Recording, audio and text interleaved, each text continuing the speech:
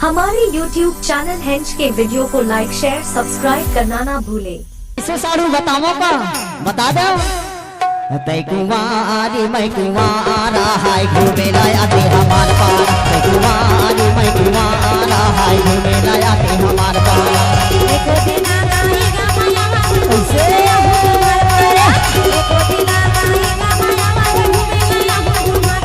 तै कुमारी मैं कुमारा हाय घूमे लाया ते हमार पार तै कुमारी मैं कुमारा हाय घूमे लाया ते हमार पार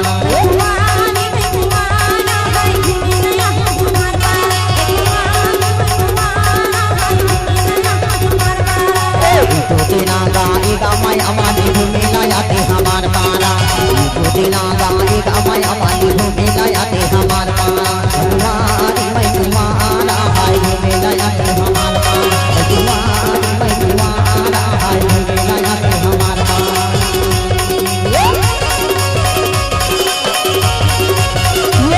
प्रेजेंट बाय हेंच की वीडियो क्या डाली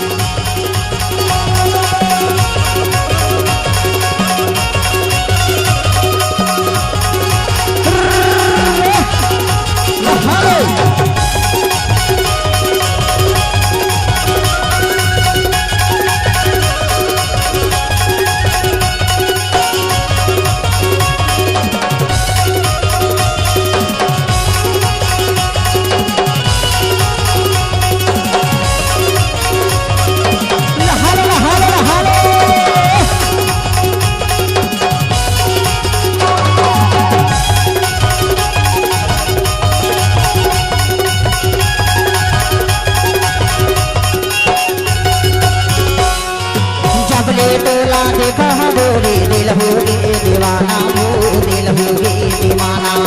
जब ले टोला देखे हम बोले दिल हो गए दीवाना वो दिल हो गए दीवाना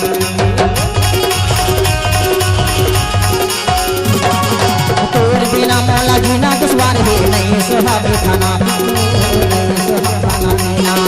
तोर बिना मैं जिए नहीं सकता खाना पीना नहीं स्वभाव प्रेजेंट बाय हेंच की वीडियो क्या डाली